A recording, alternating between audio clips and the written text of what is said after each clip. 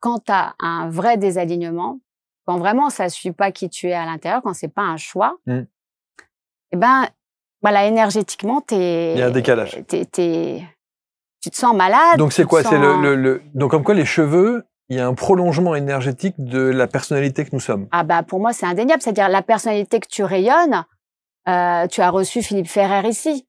Tu vois, quand il véhicule ses messages avec les cheveux bleus, c'est pas le même homme que quand il les laisse naturels. Et je lui ai dit encore récemment. C'est une marque de fabrique, c'est son énergie. Et son image. C'est son image, ouais, c'est vrai. Son image.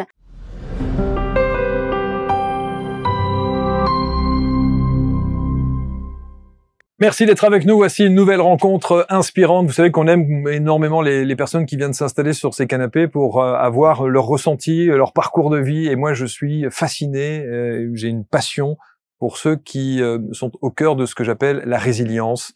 Lorsque les situations de vie nous conduisent parfois à des situations extrêmes et qu'on arrive à avoir le courage de se relever comme ça, d'avoir la tête haute et de se dire non, non, je vais faire de ma vie autre chose que ce que les barrières et ce que les murs m'imposent quand ils sont face à moi. Et donc cette résilience-là, elle est incarnée par Ève Bria, qui est notre invitée aujourd'hui. Bonjour Ève. Bonjour Marc. Merci d'être là, que je suis, que j'écoute sur les réseaux sociaux, qui est omniprésente. Et c'est vrai que vous aimez être sur les réseaux. Ah, moi j'aime beaucoup, j'assume d'être sur les réseaux, après tout. Et de partager votre quotidien à chaque fois. On vous voit un petit peu partout sur les plateaux télé, on vous voit au travers de vos prestations et de ce que vous êtes aujourd'hui, parce que vous êtes une femme accomplie, comblée, mais vous ne l'avez pas toujours été. Ah oui, j'allais dire, après un long cheminement, un parcours où j'ai sorti les rames, les pagaies. Ça n'a pas été simple, évidemment. Et je vais vous dire, quand j'ai préparé l'émission, en sachant que j'allais vous accueillir, j'ai lu, évidemment, j'ai regardé beaucoup de choses sur vos réseaux, bien sûr, sur ce qu'on appelle ici dans le jargon la fiche de prod, qui nous permet de construire cette émission. J'ai eu la mâchoire qui s'est décrochée. Je me suis dit, mais quelle vie! Ça aurait pu tellement mal tourner. C'est vrai, on me le dit souvent, tu t'en sors pas trop mal. Et vous êtes consciente de ça? Pas tout le temps. C'est vrai? Non, je m'en rends compte quand les gens me le disent, quand c'est des gens qui ont une bonne dose de recul et qui ont un vécu, parfois je trouve similaire au mien, qu'on me le dit, je me dis, ah oui, d'accord, alors ça doit être quand même énorme. Et vous avez fait aujourd'hui de votre nom une marque. Oui. Vous avez fait de votre, de votre présence sur les réseaux sociaux presque une institution, vous avez côtoyé les plus grands et on va y revenir dans le détail, mais le démarrage de votre vie était quand même particulièrement dramatique. On peut le dire, alors comme moi j'étais dedans, je m'en rendais pas compte. Pour moi c'était ma normalité, c'était mon quotidien et j'avais des priorités qui étaient celle de survivre, celle de s'occuper entre autres de ma mère et j'étais pas du tout dans prendre du recul, qu'est-ce qui se passe, est-ce que c'est normal? Pas du tout. Pour moi c'était ma normalité, ce qui se passait. Alors on va raconter cette histoire. Cette histoire, la coiffure vous a sauvé. Oui. Vous a tiré vers le fond aussi à un moment donné. Non mais c'est vrai. Oui, ça peut me décrocher une larme. C'est vrai. Ouais, en fait. Oui, la coiffure m'a tiré vers le bas autant qu'elle m'a monté jusqu'au sommet. Non, mais jusqu'au sommet, de faire effectivement de votre nom une marque. Aujourd'hui, ça vous a sauvé, mais ce parcours de vie est absolument fantastique. Vous êtes né où? Alors, je suis née à Rueil-Malmaison. Ma mère y tenait que je ne naisse pas à Nanterre.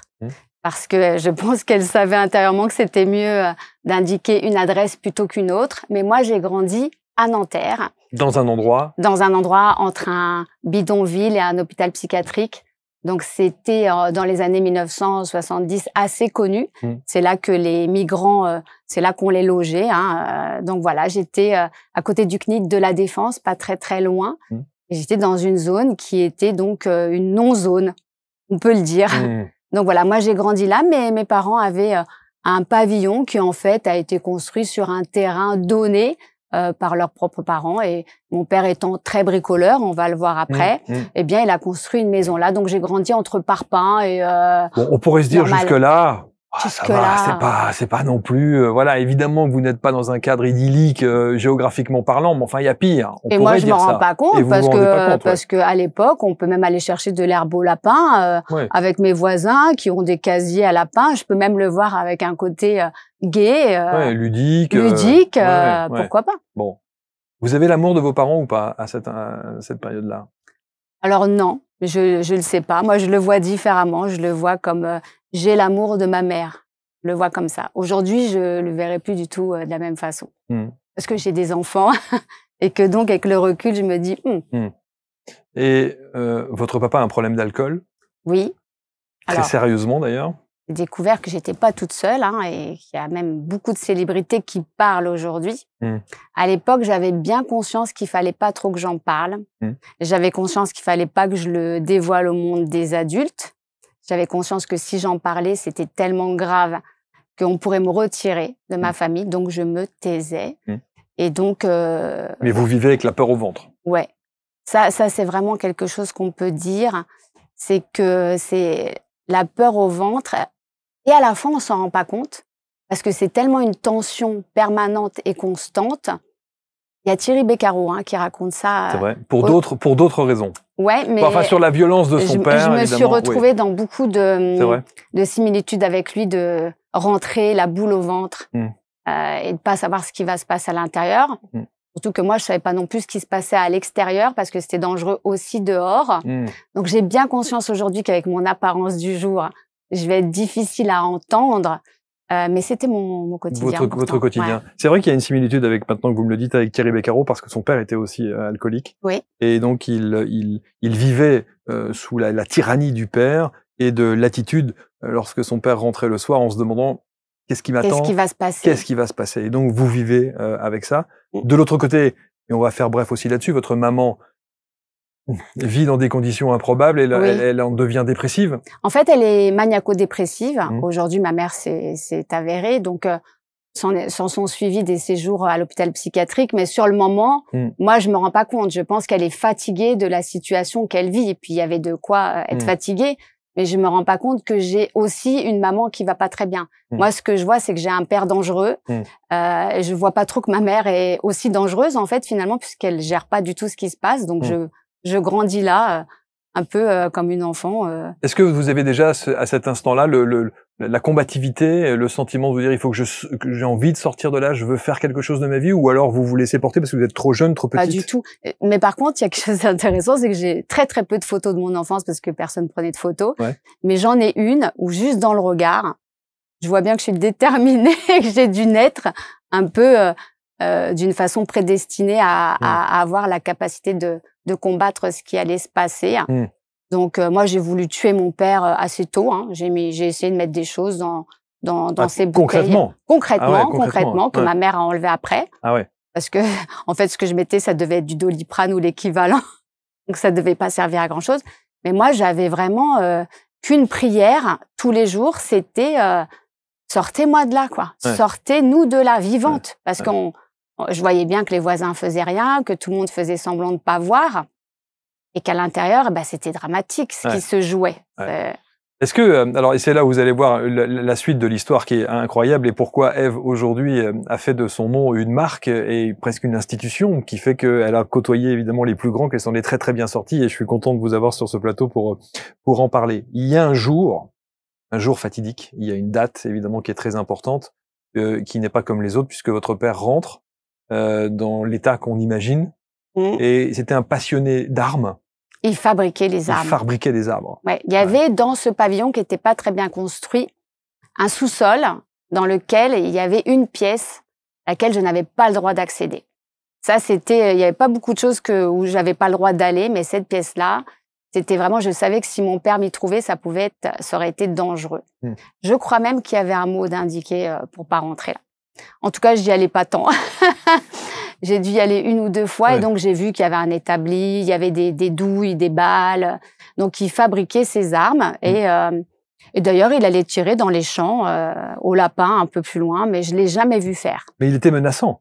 Alors nous, il était menaçant pour moi qu'avec des mots. Et les mots étaient tellement puissants. Mais bien sûr, je crois qu'il vous dit à un moment donné, je vous en mettrai une. Ouais, je vous en mettrai une toutes les deux, une dans chaque genou. Le fauteuil roulant, vous allez connaître, et ensuite je me finis.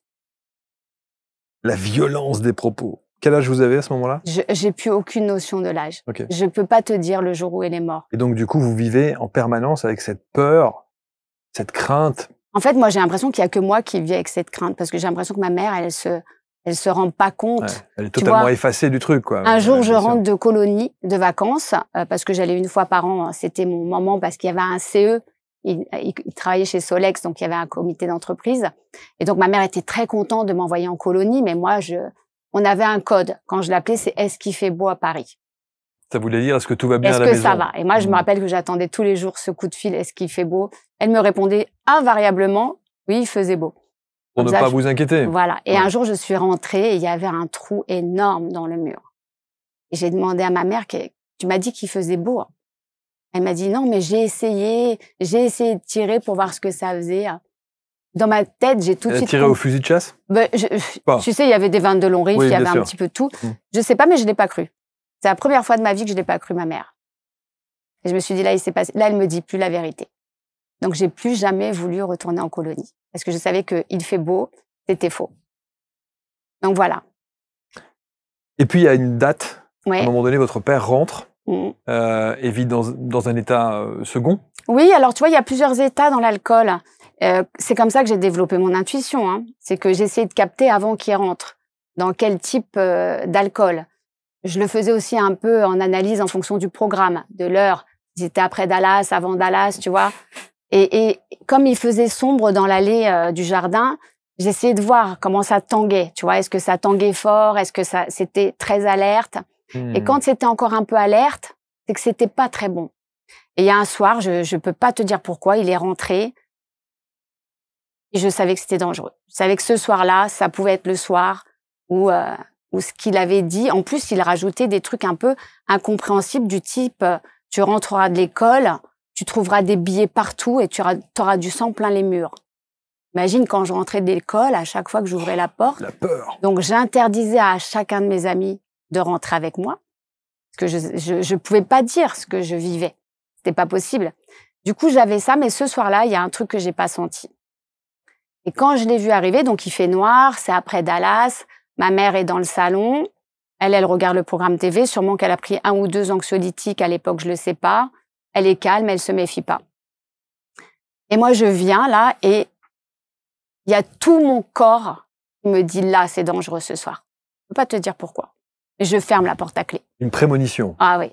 Et je ferme la porte à clé, mais tu vois, c'est comme tenir tête à un adulte quand tu es encore, je devais avoir 11 ans.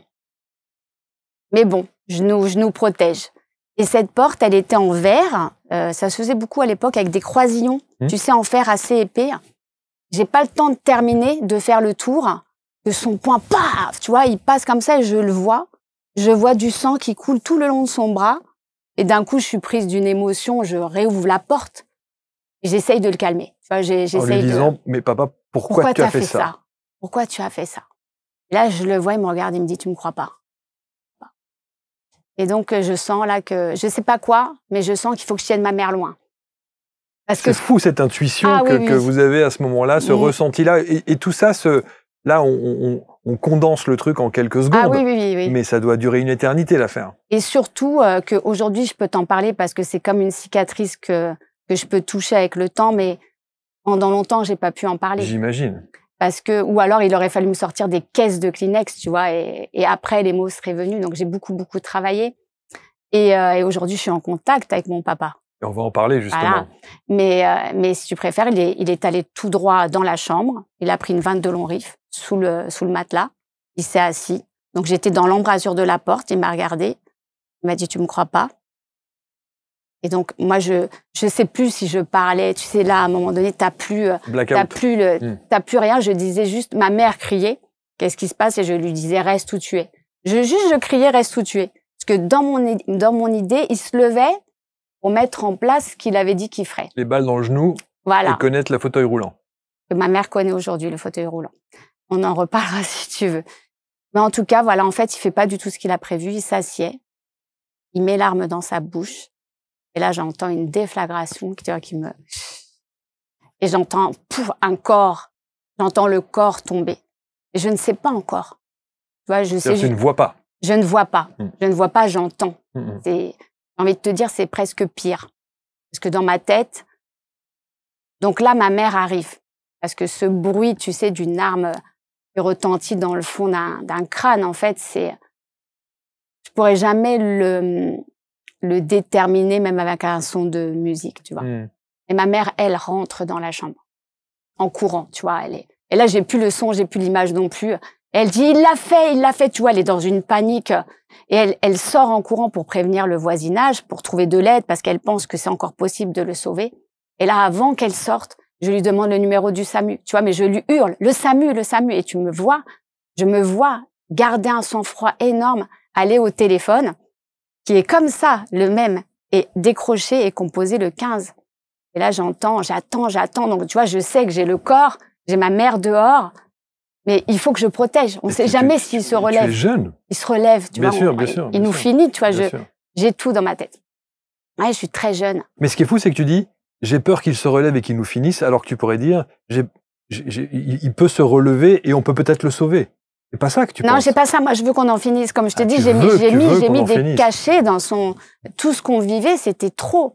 Il y a un moment donné où tu te dis, si personne l'arrête, nous, on va y passer. On va y passer aussi. On va y passer. Ma mère va mourir. Moi, ce que je voyais, c'était ma mère. Moi, je protégeais ma mère. Donc, et donc là, on me répond et on me dit, où est-ce qu'il a tiré? Donc, je dis dans la bouche. Là, j'entends que c'est grave. Et on me demande l'arme. Je dis oui, une 22 long rifle. Tu vois, je sais tout dire. Et donc, on me dit ne quittez pas. On vous envoie. Donc là, on me garde en ligne. Je pense que eux savaient que c'était compliqué. Donc là, tu as tout le monde qui débarque, le SAMU. Et là, moi, j'ai qu'une hantise, c'est de voir le brancard et le corps sortir. Parce que ça, j'ai très, très peur de le voir. Donc, il y a une enquête qui sera en plus menée après à charge contre ma mère, pour dire que c'est peut-être elle potentiellement qui l'a tué.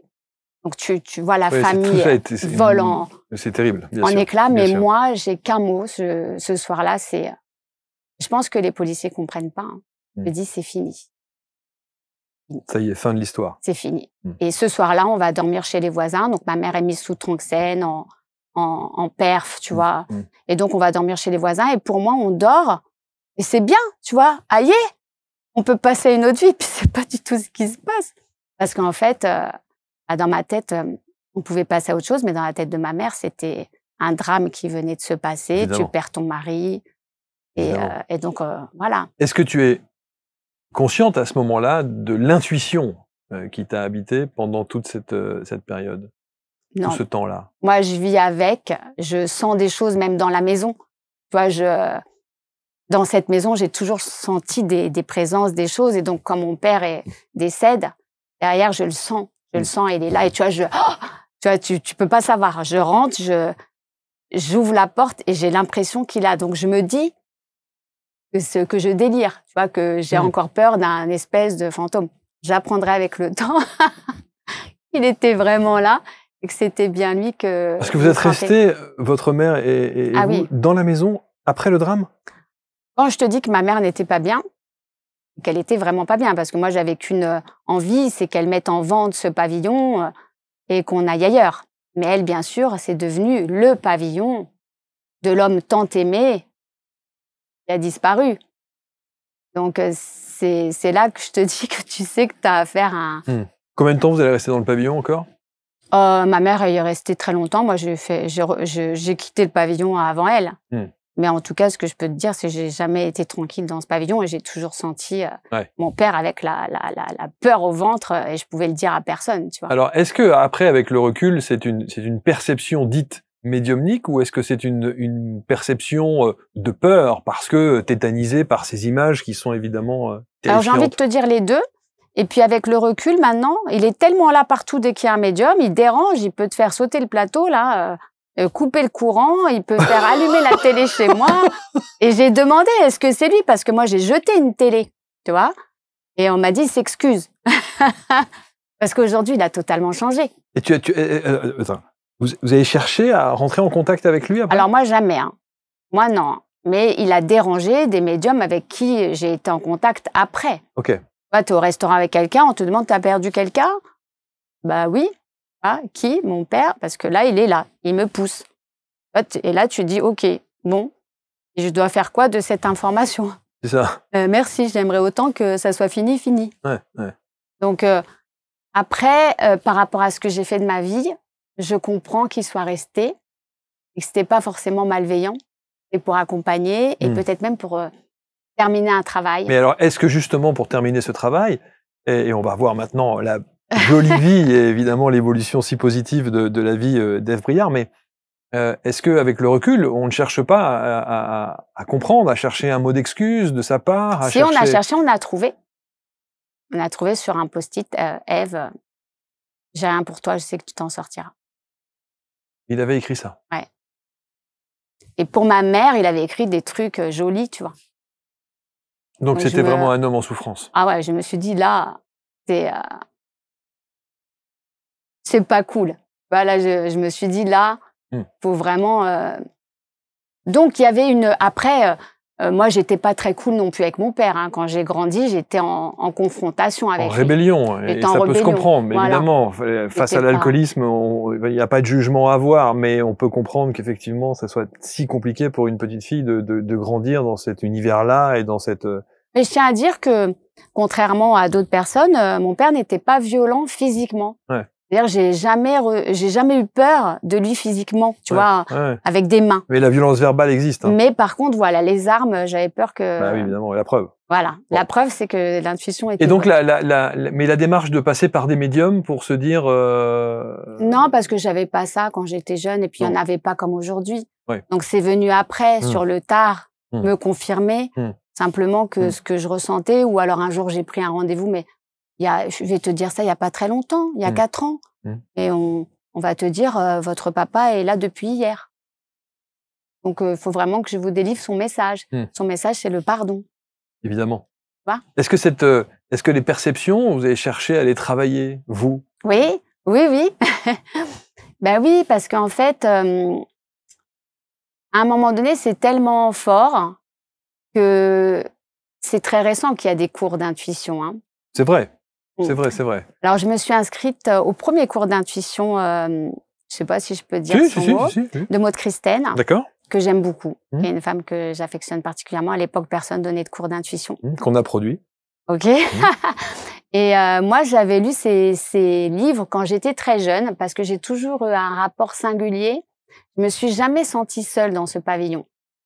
Tu vois, je sentais que j'étais seule dans la vie avec mes parents qui n'étaient pas là, mais je sentais qu'il y avait une musique plus fine, que j'arrivais pas à capter, mais je sentais que j'étais pas si seule. C'est pour ça que j'ai écouté autant cette intuition. Et donc, quand j'ai pris les cours avec Maud, en fait, je me suis dit, tiens, qu'est-ce qu'elle devient? Pas comme une petite voix 20 ans après avoir lu son livre, 20 ans après qu'elle soit passée à la télé, tu sais, elle a fait plein de trucs. Oh oui, ça a été une des pionnières. On lui a étudié le cerveau en direct, on l'a emmené dans des endroits, les yeux bandés et tout, voilà. Absolument. Et donc, au moment où je prends de ces nouvelles sur Internet, je vois qu'elle a ouvert son école de l'intuition. Exact. Je peux te dire qu'elle a gardé mon résultat de l'enveloppe fermée parce qu'elle me dit, Ève, là, on pouvait pas... Il y avait Frida Kahlo dans l'enveloppe fermée que je ne connaissais même pas en termes de détails artistiques. De toute façon, l'enveloppe était fermée. Et donc, elle a gardé pour la promotion de son école mon résultat. Et c'est grâce à elle que j'ai confirmé que si je le souhaite, je vais aller bien plus loin que ce que je veux. Mais moi, ma spécialité, c'est dans les cheveux. Et oui, c'est ça. Et donc, c'est là que je m'autorise. Et elle m'a d'ailleurs dit que dans les cheveux, on fait des très, très belles médiumnités. Sans doute. Voilà. D'ailleurs, on a enregistré une émission avec Lila Riouri, qui a écrit également des tas de choses sur les cheveux, sur la nature du cheveu et sur l'effet miroir des cheveux. Donc il y a eu la première période de cette vie, évidemment, et de ce passage, de ce parcours dramatique que vous venez de nous décrire. Et puis il y a un deuxième effet qui est évidemment plus léger, mais qui a considérablement... je sais pas s'il est léger. Ouais, enfin, comparativement à une balle dans la tête de votre père, je pense pas qu'il y ait pire. Ouais, mais tu vois, c'est pour ça que je suis là aujourd'hui. Hein. Tu vas parler du coiffeur. Du coiffeur. Ah, pour moi, c'était horrible. Hein. On peut comprendre que ce soit horrible, mais est-ce qu'il y a un degré de comparaison possible? Si. Non, parce que y a quelque chose qui me soulage. C'est on en finit avec une situation inextricable très dangereuse. Oui. Et puis ensuite, il y a quelque chose, un endroit où tu vas pour aller bien. Et là, on te désaligne totalement et on te tue ta vie pendant un an. Donc l'idée, en fait, c'est simple. Vous allez chez le coiffeur. On dit toujours, si tu veux changer de tête et d'humeur, va chez le coiffeur. Donc vous allez chez le coiffeur et il vous loupe. En fait, je vais te dire même plus simple. Quand j'étais plus jeune, mes seules sources de rêves et de sortie un peu vers un autre monde, ce qui m'évadait moi, c'est de regarder les drôles de dames. j'ai adoré Kelly, tu vois. Et puis, dans l'après-midi, il y a un programme qui passe l'après-midi où une personne inconnue vient et on la change. On la relook, on lui ouvre le rideau. D'un coup, elle se voit métamorphosée, cheveux, maquillage, vêtements. Et là, tu vois, il y a des larmes de joie, quelqu'un qui revient, c'est une renaissance. Qui se trouve belle. Et moi, je me dis, après ce terrible truc-là, pour un anniversaire, je demande, on est une petite famille, on n'a pas des gros moyens, je demande d'aller chez ce grand coiffeur, qui est la ville d'à côté, pas très loin. Et là, j'y vais en demandant la coiffure de Kelly dans Les Drôles de Dames, et je suis totalement massacrée. Mais quand je te dis totalement massacrée, c'est que, tu vois, j'avais à peu près les mêmes cheveux que là aujourd'hui, sauf que j'étais brune. On me fait une permanente, qu'on m'oublie. Je reste 1 heure dans un coin du salon. Je suis jeune à l'époque, donc on m'oublie. On m'enlève les rouleaux, mais moi, pour moi, je suis Michael Jackson dans un corps de blanc, dans une zone qui craint. Je te rappelle que j'habite entre un bidonville, un hôpital psychiatrique. Donc pour moi, c'est à nouveau dangereux de sortir. Donc on en a terminé avec c'est dangereux chez moi. Et maintenant, c'est dangereux. Donc à l'école, je me prends des remarques. J'ai honte d'y aller. Donc j'y vais la première journée. Les remarques sont telles que je rentre chez moi, je mets de l'eau sur ma tête, une serviette, je sors plus. C'est la première fois de sa vie que ma mère fait quelque chose pour moi. C'est qu'on retourne chez le coiffeur. Elle voit dans l'état dans lequel je suis, je veux plus aller faire les cours, je veux plus sortir de la maison. Vraiment, je suis... Alors, au-delà de la honte, énergétiquement parlant... Ah, je suis plus moi. Il se passe quelque chose. Ah oui. Et là, la coiffeuse, tu sais, quand tu te vois toute frisée, elle te dit avec des boucles d'oreilles. Moi, dans ma tête, je me dis, oui, un gros pot de gel. Ce que j'ai fait, hein. Tu vois, je peux faire de la pub à Vivelle. J'ai mis tous mes cheveux dans du gel et dès qu'il y avait du vent, tout remontait. Mais c'était dur parce que t'es plus aligné avec tes amis. C'est une faille. Ils le sentent. Dans un quartier où c'est difficile, où c'est compliqué. Donc, j'étais habillée en jogging, j'étais habillée en Sergio Tacchini, tu vois, comme un mec un peu. Et là, on me fait une coiffure d'un autre temps. Je ressemble au chien de ma mère qui, à l'époque, un caniche, hein. Donc moi, j'ai qu'une envie, c'est de pleurer, tu vois, dès qu'elle enlève. Je voulais Kelly, je me retrouve le chien de ma mère. Tu vois, c'est drôle aujourd'hui. Ça peut faire rire, mais ça peut faire sourire, mais on peut comprendre qu'effectivement, que oui, bien sûr. Je quitte l'école. Pendant 1 an, je vais plus à l'école. Socialement, je me coupe du monde. Et puis, quand ma mère retourne chez ce coiffeur-là, là, on assiste à une discussion qui est, voilà, est-ce qu'on peut faire quelque chose pour ma fille? Parce que là, elle veut plus sortir. Elle pleure tous les jours. Désociabilisée. Elle sait même pas encore que je vais être désocialisée, tu vois. Désociabilisée, pardon. Elle sait pas encore, ma mère, que ça va aller si loin. Elle s'en doute pas. Et là, tu as 2 coiffeuses qui parlent comme des médecins qui vont opérer un cœur, tu vois. Non, j'opère pas. Et là, elles disent, oh, si on lui fait un truc, ah non, on va retrouver ses cheveux dans le bac. Là, je me dis, donc là, elles sont en train de dire que ça peut être pire. Là, je comprends qu'il y a rien à faire. Donc, on s'en va, pas rembourser, rien. Ça, c'est même pas grave, tu vois.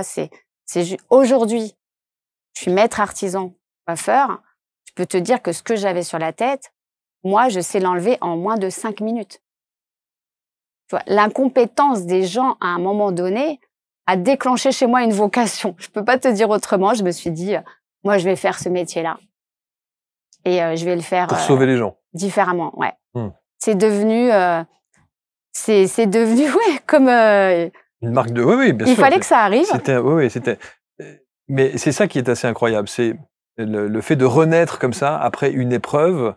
La première, on l'a compris. La seconde, qui vous a complètement déstabilisé. Qui m'achève. Hein, complètement. C'est-à-dire que là, on imagine ce qui est censé être un cadeau et donc, évidemment, un plaisir partagé sur l'instant, le plaisir de changer de tête, du renouveau. Là, tu comprends qu'en face, les gens comprennent pas. C'est comme toi, Marc. Là, tu présentes ton émission avec tes cheveux comme ça. Demain, tu vas chez un coiffeur qui se trompe totalement, son sabot saute. Non, mais est-ce que tu imagines ton émission? C'est moins grave pour un homme. C'est un homme, ouais, j'allais dire. C'est moins grave, parce qu'on peut très bien aller, on se fait la boule à zéro quelque temps, et puis voilà, ça y est, c'est réglé. Et tu serais quand même pas très bien. Ah non. On peut rigoler. Alors, imagine, tu vois. Je suis d'accord. Après, on peut aller dans un côté un peu plus dramatique. Les femmes qui ont des cancers. Oui. Des fois, elles vont te dire, le truc le plus dur, c'était pas la maladie. C'est la perte de mes cheveux. Et tu vois, récemment, c'est vrai. On a vu Caroline Receveur, qui a enlevé sa perruque comme ça. Moi, tout le monde me demandait sa couleur. Donc, en fait, sa couleur était une perruque. Tu vois, à un moment donné, elle a eu envie de se révéler au monde telle qu'elle était, malade. Donc, les coiffures, la coiffure, tout le monde prend ça un petit peu comme un côté drôle, ludique, ça repousse. J'ai envie de te dire que quand tu as un vrai désalignement, quand vraiment ça ne suit pas qui tu es à l'intérieur, quand c'est pas un choix, eh ben, voilà, énergétiquement, il y a un décalage. Tu te sens malade. Donc c'est quoi? C'est donc comme quoi les cheveux, il y a un prolongement énergétique de la personnalité que nous sommes. Ah bah pour moi c'est indéniable, c'est-à-dire la personnalité que tu rayonnes. Tu as reçu Philippe Ferrer ici. Tu vois, quand il véhicule ses messages avec les cheveux bleus, c'est pas le même homme que quand il les laisse naturels. Et je lui ai dit encore récemment. C'est une marque de fabrique, c'est son énergie. Et son image. C'est son image, ouais, c'est vrai. Son image. Donc on n'y pense pas assez, mais moi je peux te garantir que je suis devenue la spécialiste des coupes loupées. Hein. Voilà, vraiment et c'est pour ça qu'aujourd'hui j'ai des personnalités comme ça, parce que quand tu es à l'antenne, si on te loupe, c'est sûr. Qu'est-ce que tu fais? C'est sûr. Donc ça veut dire quoi? Ça veut dire qu'aujourd'hui, Ève Briard avec Ève on Air. Oui, d'ailleurs, on Air, tu vois, c'est drôle. Oui, bien sûr. Est-ce que c'était prémonitoire? Est-ce qu'aujourd'hui, vous récupérez en fait les gens qui sont dans des situations improbables ou qui ont besoin... Qui sont les gens d'ailleurs qui viennent vous voir aujourd'hui? Alors souvent des gens qu'on n'a pas compris, qu'on a désalignés, des gens qu'on a mis à côté d'eux. Voilà, et qui viennent pour avoir un vrai conseil. Mais ça veut dire que les gens vous disent oh, je sors de chez le coiffeur, ça va pas du tout, on m'a fait un truc, je me sens pas bien. Non, ou alors tu as des gens qu'on a loupés et qui vont laisser pousser leurs cheveux toute leur vie. C'est-à-dire qu'ils vont avoir une phobie, qui vont développer une phobie du coiffeur. Voilà, et qui vont... c'est comme un traumatisme, tu as été loupé une fois, tu es une femme, tu laisses tout pousser. Tu fais de temps en temps les pointes par ta grand-mère ou par ta sœur, ou tu te débrouilles, et tu n'as plus aucune connexion entre ta coiffure et ton être intérieur.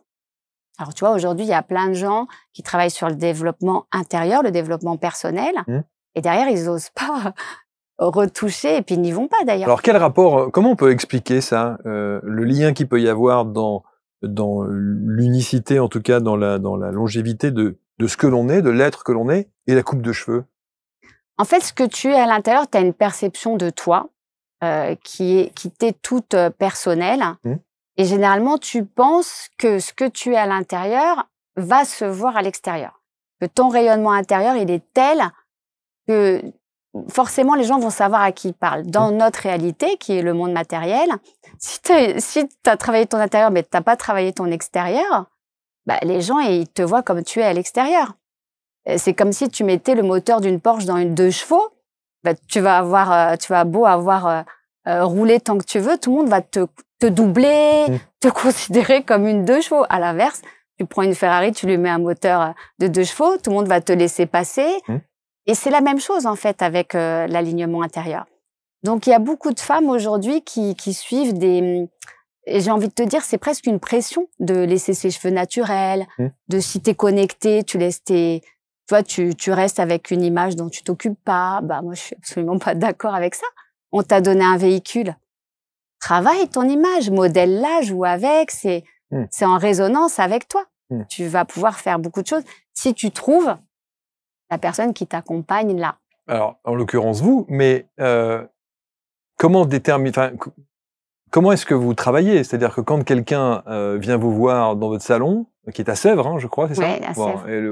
On arrive chez Ève et on se dit, voilà, je suis moi, mais en fait, je ne suis pas moi. Alors voilà, bah c'est la majorité de mes clients. Hein, en fait, c'est voilà, je viens vous voir parce que j'espère que vous saurez. Moi, je sais plus quoi faire. Voilà, je vous laisse carte blanche. Et tu vois, c'est là l'intuition. En fait, moi, je peux travailler à partir de là. Je peux même te dire le vécu, le passif en coiffure. Je peux te dire ce qui va aller sur les gens, ce qu'elles vont être capables d'accepter. C'est pas qu'une question de qu'est-ce qui va aller par rapport au visage. Moi, je m'en fiche de ça. C'est qu'est-ce qui va sublimer intérieurement ce qui est la personne intérieurement. Qu'est-ce qui va la faire rayonner ce qu'elle a à l'intérieur. Et mais ça, c'est quoi ça? Ah, ça, c'est un don.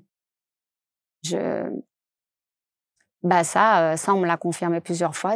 Moi, j'avais l'impression que tous les coiffeurs travaillaient comme ça. Bien sûr, parce que quand on voit les visagistes, les coloristes, etc., on se dit bon bah voilà, ils voient arriver quelqu'un, on discute un peu, on sent la personnalité, on sent le truc, et puis on va faire ça. Bon, c'est là que j'interviens après. Parce que ça a été beaucoup vendu dans les années oui, 90. 90, voilà, oui. visagiste. Alors moi, visagiste, tout le monde disait, ouais, je vais chez un visagiste, ça le fait. Et je fais confiance au coiffeur. C'est lui qui sait.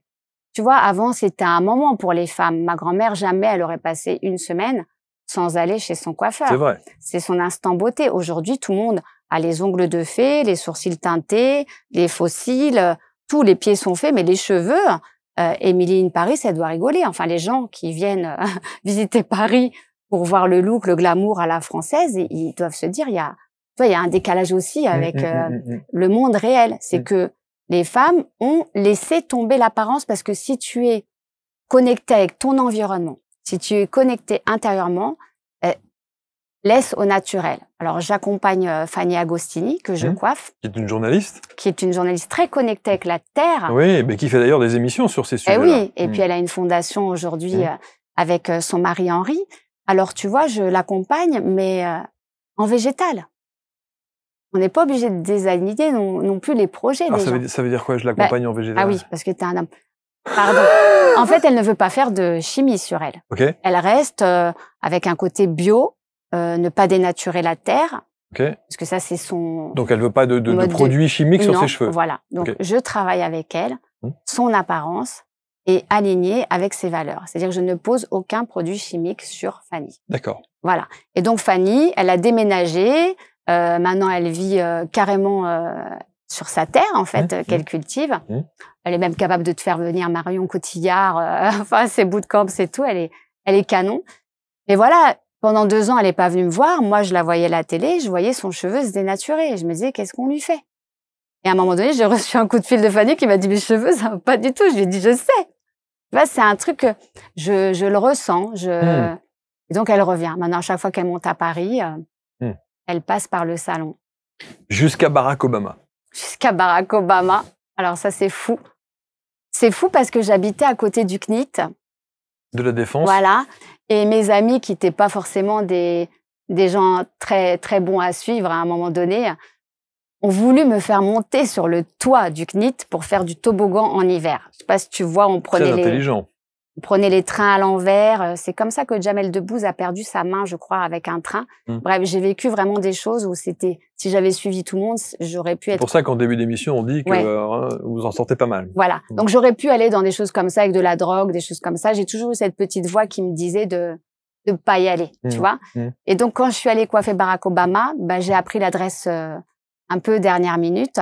Donc, c'était au CNIT de la Défense. Alors, j'aime autant te dire que moi qui aime faire des stories, j'ai fait une story, mais moi, à l'intérieur, elle me parlait tellement de mon vécu, du chemin, du cheminement et d'être là, dans cet événement.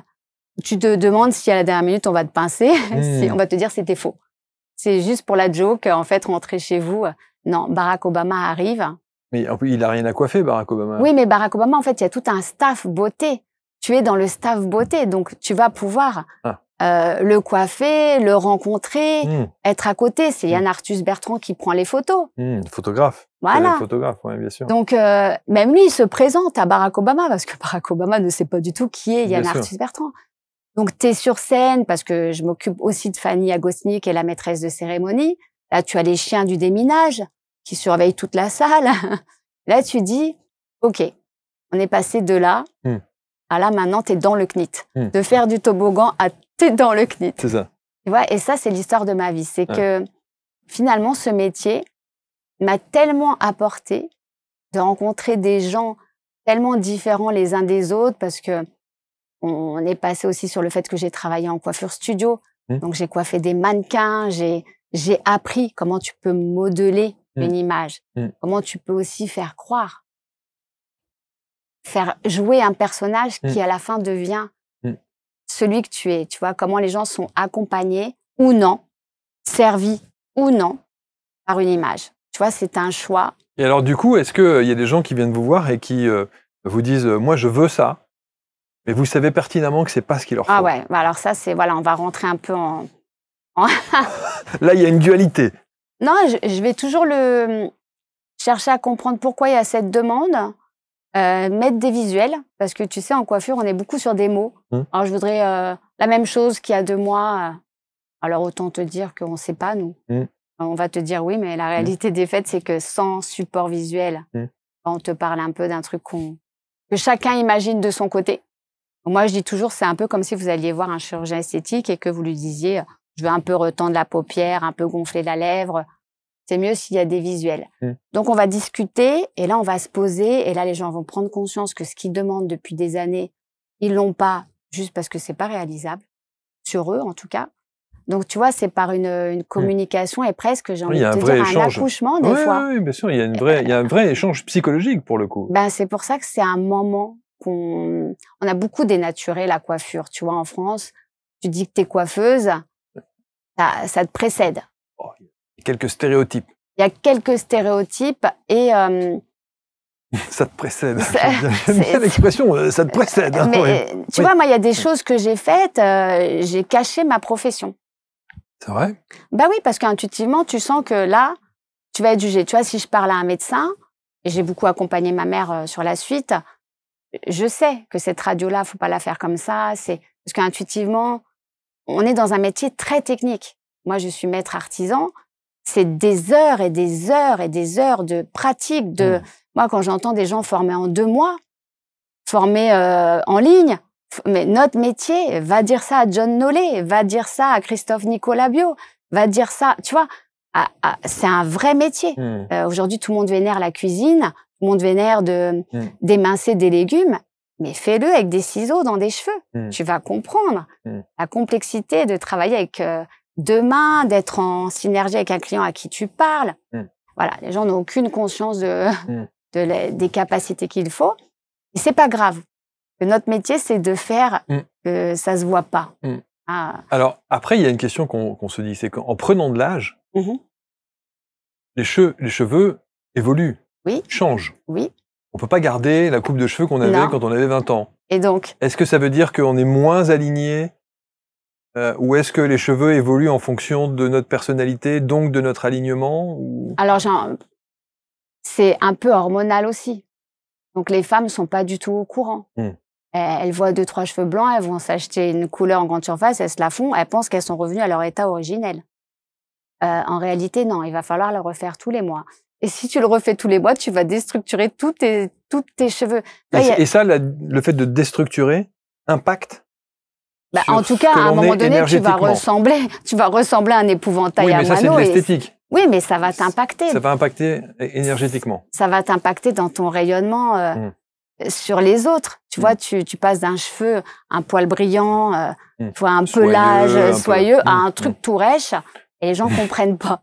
Bon, des fois, il y a des problèmes aussi de thyroïde. Il faut savoir que les gens qui sont sous lévothyrox n'ont pas les mêmes cheveux. Tu peux leur brûler en l'espace de rien.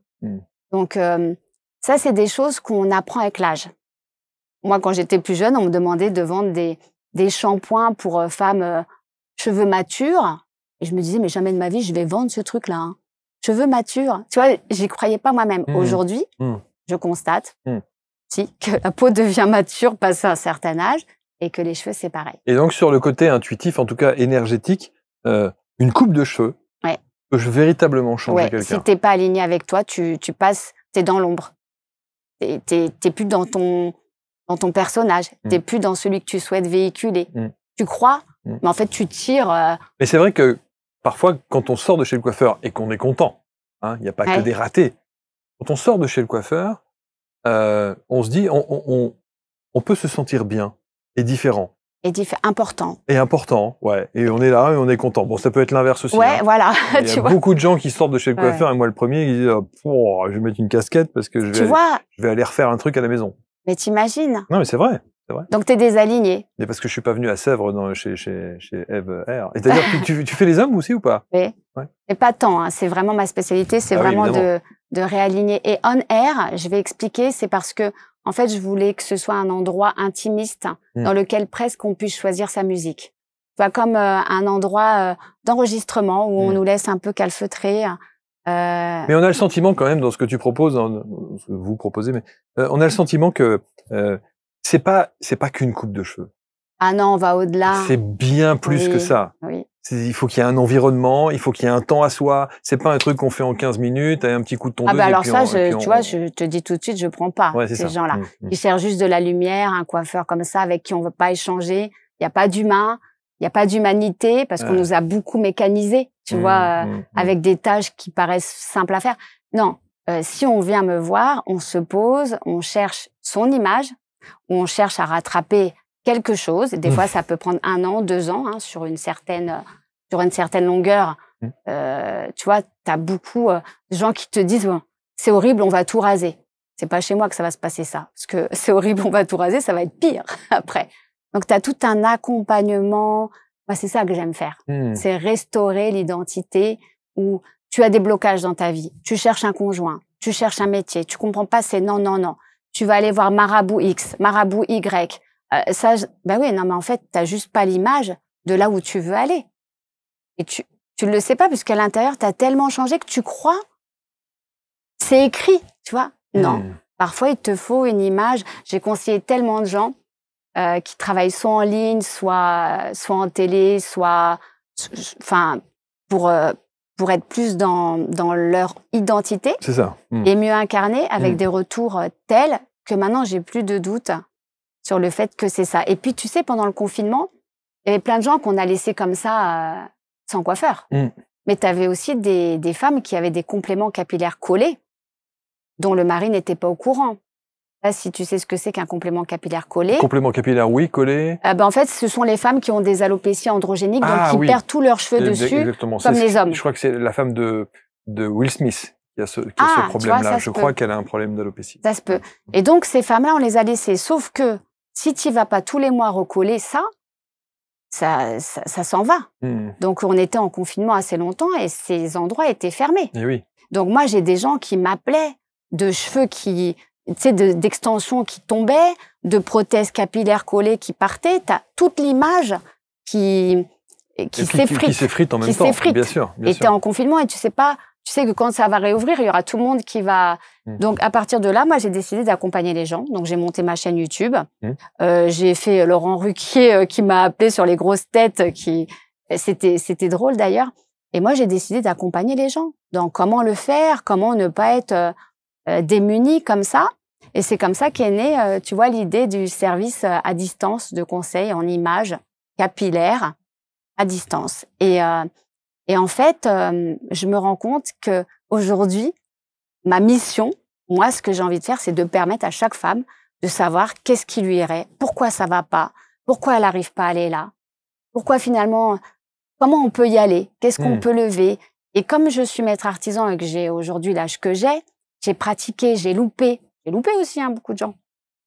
On apprend en se trompant. Bien sûr. Donc aujourd'hui, j'ai une réponse. J'ai une palette de réponses que d'autres coiffeurs n'ont pas. Et c'est ma mission aujourd'hui, c'est de pouvoir sauver où que tu sois. Voilà, parce que il y a des gens qui prennent des billets de train, des billets d'avion pour venir au salon. Après, tout le monde n'a pas les moyens de faire ça. Alors, pourquoi ne pas le faire comme une consultation en astrologie, comme une consultation médiumnique, médiumnique. Bien sûr. Voilà, tu me parles, tu prends contact avec moi. Et moi, je vais te dire ce que je sens, ce que je vois. Et on ne sera pas du tout en visagisme. Non, on sera, tu vois, à l'intérieur. Qu'est-ce qu'il y a?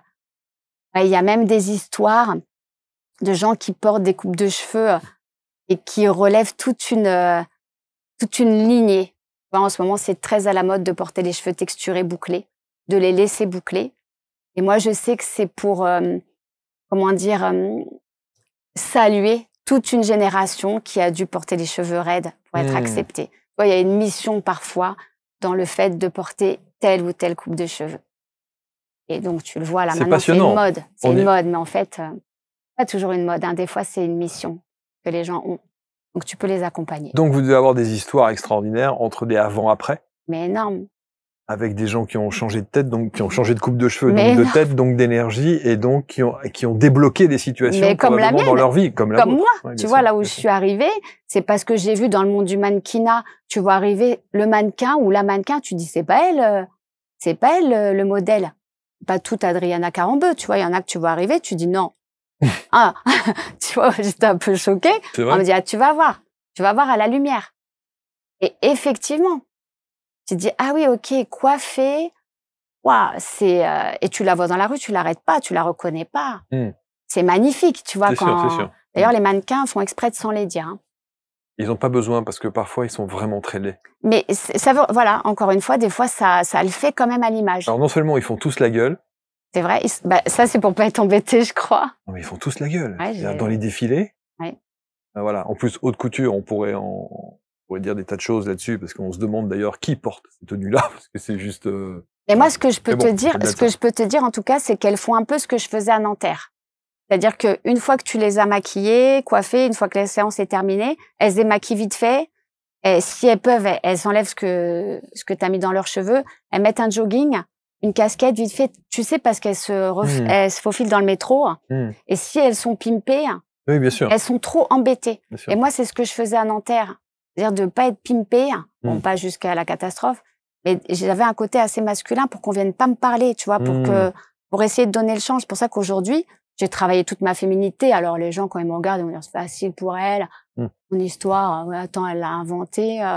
J'ai toutes les preuves partout. Mais ce que je veux te dire, c'est que le discours que j'avais il y a 20 ans n'est plus le même qu'aujourd'hui. Moi, j'ai l'impression que j'ai une autre vie, que je suis dans une autre vie. Et aujourd'hui, on a tellement de possibilités de travailler sur soi. On peut avoir plusieurs vies.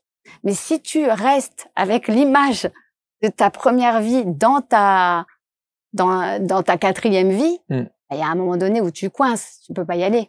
Enfin, ça va être plus compliqué, en tout cas. Est-ce que vous êtes réconcilié avec la vie aujourd'hui? Alors moi, je trouve que ma vie, elle est formidable parce que je trouve que elle me met des, tu vois, d'avoir coiffé, de coiffer Karine Arsène, de coiffer Isabelle Serre, mais quand j'ai lancé le terme coiffure intuitive, le tollé, Marc, le tollé, parce que c'était il y a 6 ans que je l'ai vraiment lancé. Aujourd'hui, tout le monde emploie des petits termes contre-intuitifs. On te fait même des définitions de gens très sérieux qui te définissent et qui te disent, des leaders d'opinion, des chefs d'entreprise qui t'expliquent. En fait, ils ont réussi grâce à leur instinct, à leur intuition. Et là, je dis, on pourrait presque y aller là où elle allait. Qu'aujourd'hui, je forme pour Yves Saint Laurent. Ce matin, je te l'annonce, Armani. Donc, je forme les forces de vente pour L'Oréal. Tu vois, pour Lancôme. Donc, on est passé d'un truc rigolo à un truc qui va être un peu moins rigolo prochainement. Je le sens que je vais amuser un peu moins les gens. Puis, je suis invitée à des festivals. Oui, bien sûr.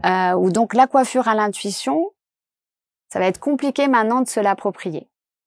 Parce que c'est presque déposé par moi. Et puis, en même temps, la coiffure à l'intuition, on ne se décrète pas coiffeur à l'intuition ou coiffure intuitive comme ça du jour au lendemain, quoi. C'est ça que je veux dire. Tu sais, moi, j'ai toujours été intuitive. J'ai toujours vu même des coiffeurs faire des trucs où je me disais, attends, il va pas lui faire ça. Elle va pleurer. Il fait ça. tu laisses faire, c'est pas ta cliente. Là, tu vois la personne tu vois mon cheminement tu vois la personne qui se décompose à la caisse, c'est en larmes et tu te dis en fait non, les gens travaillent pas comme toi. Donc quand j'ai pris les cours avec Maud Christen et tout ça après que elle m'a validé le fait que je travaillais pas comme les autres, je me suis dit bon, je vais arrêter de cacher tout ça et j'ai commencé de le mettre en avant et voilà, c'est devenu moi, mais j'ai perdu des clients hein, il y en a qui m'ont dit alors là on la perd. C'est vrai? Ouais. Ça y est, elle est perchée, elle est partie. Elle est perchée. C'est ça. On est dans une autre dimension. On a perdu Ève. Okay. Les gens peuvent pas savoir que, principalement, ça m'a sauvé la vie, je pense, ce soir-là. Je pense que si ça avait pas été lui, ça aurait été nous. J'ai une intime conviction de ça. Les gens peuvent pas savoir que dès que je les coiffe, je suis reliée en permanence à autre chose. Quand je te parle, quand je viens, je regarde tout ce qui se passe. Tu vois, je l'avais dit à BC Talk que je le ferais. Je suis ravi et je suis honoré en tout cas. Bonne énergie? Très bonne énergie. Bon, ça va alors. Très bonne énergie. Bon. En tout cas, je trouve que tu as beaucoup de courage. D'abord pour raconter cette histoire qui est pas simple, mais je pense que c'est aussi une manière d'exorciser un peu ça, quoi. C'est-à-dire c'est une manière de voilà, tourner la page. Aujourd'hui, ce qui est facile à dire, hein, c'est des mots, hein, j'entends bien, mais ça restera de toute façon, c'est comme une cicatrice, ce que tu disais tout à l'heure. Oui, mais aujourd'hui, tu peux. Aujourd'hui, je peux. Et puis surtout, ce que je veux dire aujourd'hui, à travers mon témoignage aujourd'hui, c'est que l'état dans lequel j'étais, c'était un néant pendant de longues années. Moi, je suis même restée chez moi, à plus sortir, tellement j'étais dépressive, tellement j'étais pas bien. Tu te remets pas. Je parle pas de la coiffure, hein, je parle de ce qui s'est passé quand j'étais plus jeune. Au départ, tu le vis comme ça, comme un soulagement, et puis après, ça t'impacte avec des troubles physiques, des troubles psychiques. Et moi, j'ai été traitée avec beaucoup de médicaments pour calmer mes angoisses. Tu vois, donc j'y ai passé beaucoup de temps. Mais en fait, ce que je veux dire aujourd'hui, c'est que où que tu sois, à un moment donné, tu vas avoir si tu y crois, hein, si tu as cette petite étincelle qui est un peu là, on peut la rallumer. Et moi, personnellement, c'est toujours la vie qui a mis sur mon chemin des choses totalement inattendues et complètement... Donc, je remercie aujourd'hui. Je me dis, voilà, peut-être ça durera pas. Moi, je sais déjà que si ça dure pas, j'irai. J'attendrai à nouveau une petite étincelle et je repartirai. Vous êtes dans la gratitude? Ah ouais, bah ça ouais, tous les jours. Avec des petits rituels, des choses comme ça, non? Moi, je suis tout le temps, je suis dans ma tête avec les rituels. C'est-à-dire que, ouais, j'ai pas besoin de rituels, en fait. Non, je suis toujours, j'ai des fois des moments un peu down, tu vois, et je me dis, bon, écoute un peu mieux demain. Écoute les signes. Tu peux être sûr qu'il y a quelqu'un qui arrive. Là, je suis venue, j'ai vu 2 personnes en canne, tu sais, qui arrivent pas à marcher. Je dis, de quoi on se plaint? Tu vois, moi, je marche, par exemple. Alors que je peux me dire, ce matin-là, c'était pas ceci. Tac. Je dis, là, il y en a eu 2. Quand même curieux. Voilà, c'est ça mes connexions, mes moments. Vous êtes ouverte aux signes. Ah ouais. Que la vie vous envoie. Toujours. Mais ça a toujours été, j'ai pas pris de cours, j'ai pas... C'est l'intuition. Ouais. Et ça, les signes, c'est inné, hein. Faut pas en voir partout non plus, hein. Mais si je reçois une libellule, je sais qu'elle est pour Philippe. Ouais, et je l'ai coiffé Philippe sur un plateau télé et je lui ai dit, avant qu'il rentre sur le plateau, je lui ai dit, il manque une libellule. Je te jure que le soir même, elle est venue. On m'allume la télé. Philippe Ferrer. Indice, libellule. Je lui ai envoyé, je lui ai dit, j'espère que tu es avec ton fils devant la télé. Il m'a dit, c'est des émissions qu'on regarde ni l'un ni l'autre, tu vois. Donc là, qu'est-ce que tu peux avoir de plus puissant qu'une libellule qui arrive à venir, tu vois? Bon, je pourrais t'en citer des caisses, des trucs comme ça, donc j'y vais pas. Mais ça, c'est parce que tout le monde connaît l'histoire de la libellule. Faut écrire? J'ai envie de te dire que c'est déjà écrit. C'est vrai? Mais en fait, je l'ai écrit pour moi, pour mes filles. Donc, c'est trop gros, c'est trop énorme. C'est pour... Quel âge elles ont, les petites? Ah non, j'ai une fille de 30 ans et une autre de 20. Ah oui. Tu vois? Donc, elles sont parfaitement... Elles connaissent votre histoire? Oui, oui, oui. Ok.